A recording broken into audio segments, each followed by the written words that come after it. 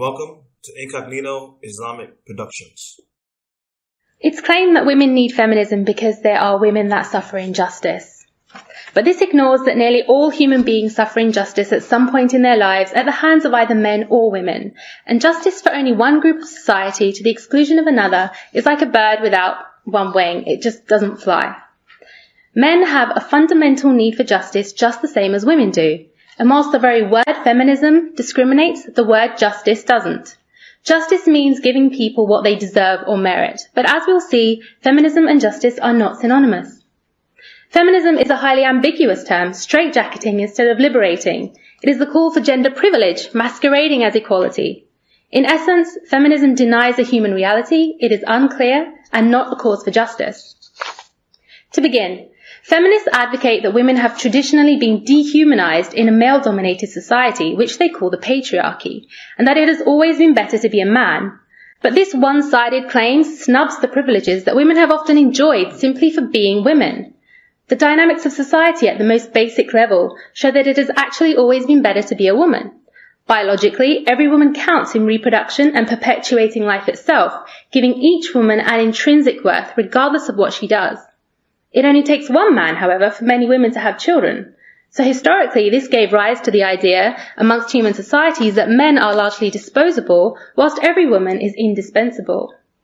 This is why instinctively we prioritize safety and comfort for women rather than men, why women are rescued first in any emergency or disaster and get the first seat in lifeboats, why men tend to work longer hours, risking life and limb in the more dirty and dangerous jobs like being coal miners, oil drillers, foot soldiers, construction workers, rubbish collectors, and the male relative acting as the unpaid bodyguard in the home.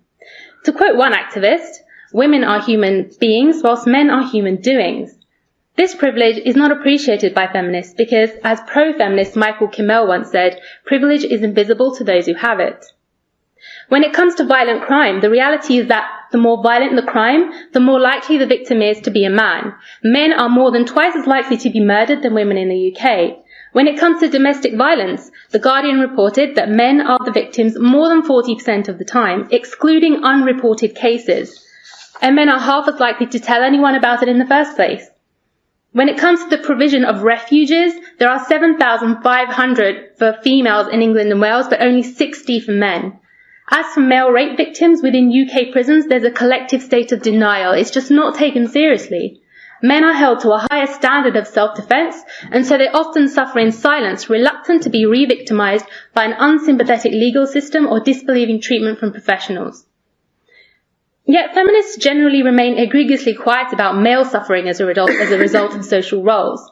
Whilst feminists seek liberation from the shackles of the traditional female role, the man is still expected to continue his traditional disposable role. This one-sided narrative of feminism is not the way forward. For feminists, equality is merely a façade to favour women, often at the expense of others. Like when former Equality Minister Harriet Harman, a feminist, publicly requested employers to discriminate against white men and hire women instead if both candidates were equally qualified. Or when former Equality Minister Patricia Hewitt, also a feminist, was found guilty of breaching the Sex Discrimination Act by overlooking a strong male applicant for a job in favour of a weaker female applicant. So feminists claim to seek equality and call for a 40% minimum female quota on management boards, but conspicuously do not call for a 40% minimum quota for soldiers, prison guards, lumberjacks, miners, bodyguards or construction workers. Why is that? Why not campaign for an end to the women and children first policy on lifeboats and have it first come, first serve? Why not have women and men compete side by side in the Olympics as equals? Of course, the reason feminists won't advocate this is because it's not really about equality, but the means to achieve gender privilege. Another shocking example is the feminist campaign for closing women's prisons. The Fawcett Society, the UK's leading feminist campaign for closing the inequality gap between women and men, campaigned that female prisons did not suit women's needs. So, as recommended in a report by Baroness Corsten, they should be closed and replaced with what is in effect women's social clubs, where female offenders get to spend time with each other, organising their own shopping, budgets and cooking, and then go home to their children at the end of each day. The Causton report also stated that women and men are different. Equal treatment of women and men does not result in equal outcomes, going on to claim that women are governed by hormones in a monthly cycle, which affects their moods and emotions. These biological factors have a direct bearing on the way in which women experience stressful events during their lives. If a man were to say that about treating women differently in the workplace, he'd be called a misogynist. Strangely, though, feminists are completely happy for women to say that women are governed by hormones and cite biological factors when it comes to obtaining privileges. So for feminists, male criminals are to be punished to the full extent of the law, whilst female criminals should get comfort and help. Why is male suffering and injustice less important than female suffering and injustice? Surely justice doesn't discriminate.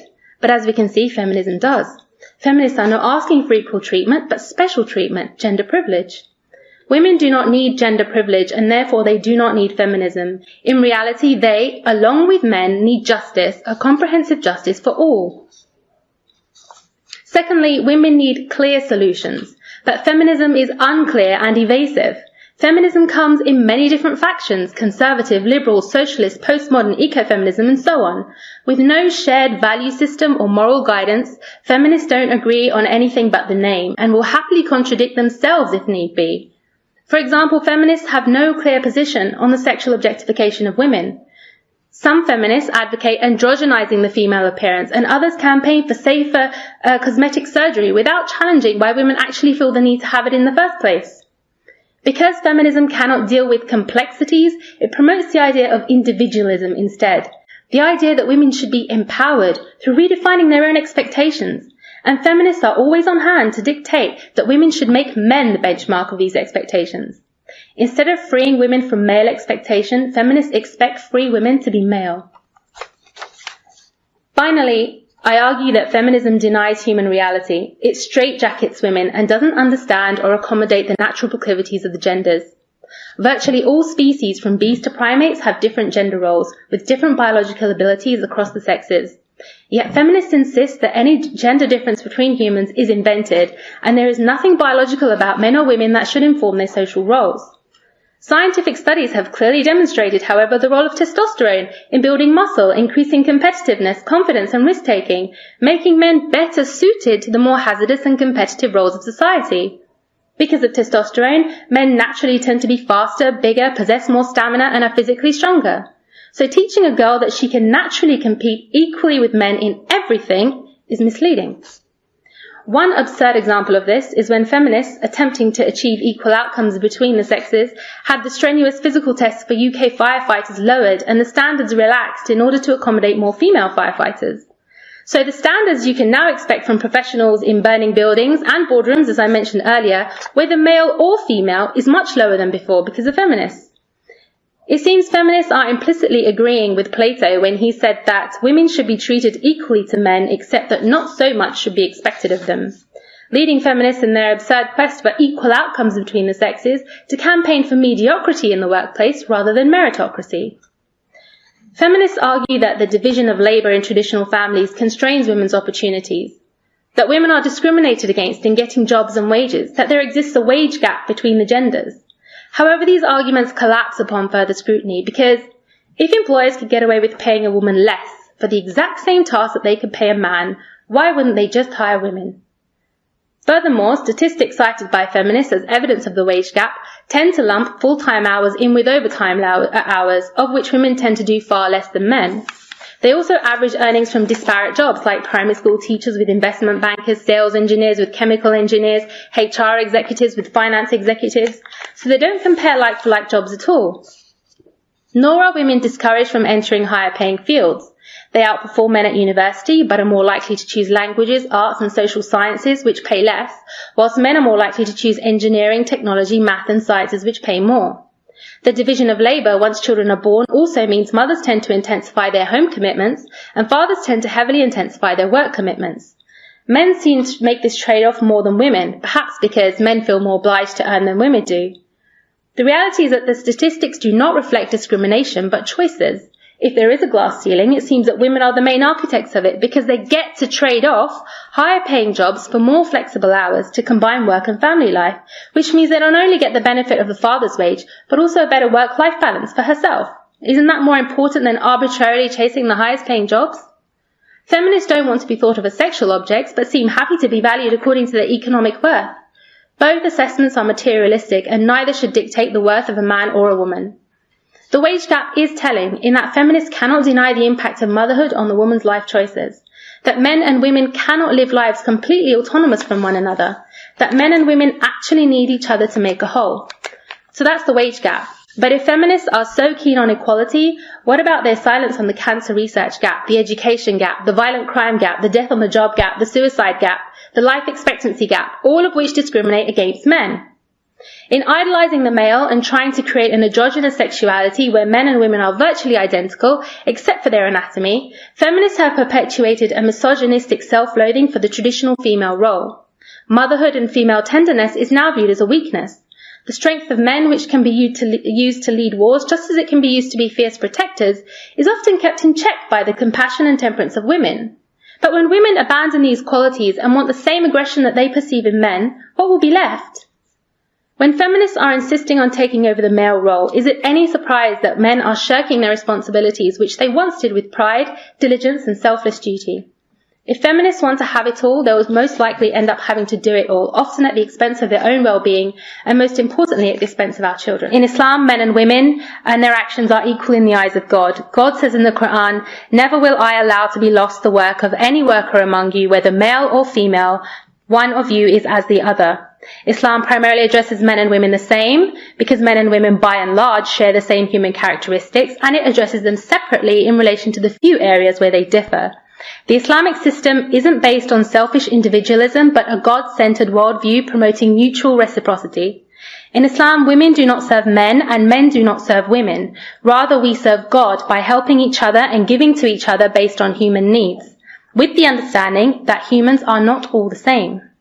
Islam guards the female from the moment she enters the world by rebuking and prohibiting the practice of female infanticide as one of the gravest crimes to be committed. Such a religion can only go on to challenge the ill treatment of women and secure her well-being at every stage of her life.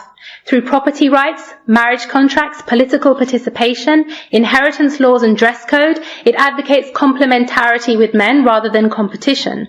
Marriage is the bedrock of family life in Islam and the fundamental unit of Islamic society, giving us rights and duties over one another.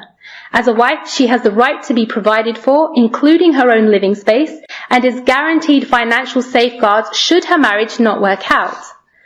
Yet Islam does not straitjacket women. It allows women to enter the workplace, but not out of the necessity of the struggle to support herself, but out of choice, to be pursued at her leisure. In Islam, nobody has a right over her earnings. However, Islam mandates that a man's earnings must be used to provide for the women of the household, irrespective of whether they work or not. Furthermore, as a mother, the woman is given preference for respect over the children, from the children over the father. Such is the esteemed role that she plays at the heart of the soul and the family, and by extension society. So Islam provides a clear, natural and just solution to ensuring justice for all humans, and has no need for feminism's vain attempts to reinvent the wheel that Islam set in motion over 1400 years ago. In Islam, power is not a virtue, it is a burden and a responsibility. Instead of seeking to empower ourselves, we should seek to empower justice. In Islam, women are liberated from the servitude of men and liberated from the expectations of other women. It is virtue which all human beings, regardless of gender, career or social role, can equally strive for. In the end, true self-worth and contentment doesn't come through submission to any aspect of creation, material, men, women, none of it. It only comes from submission to the Creator himself and all that he commands. Thank you.